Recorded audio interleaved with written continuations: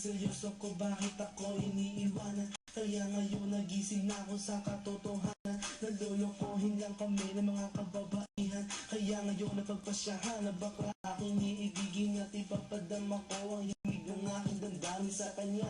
Oo nga, hindi sa isang babae, dahil ang puso ko ay kanilang sinabotahe. Para bang ako isang laruan na kanilang dinapatapak. Pagkatapos pagsawaan kanilang tatalikuran. It's so unfair, kaya bakla na lang ang iibigin. Kaya ngayon pakinggan nyo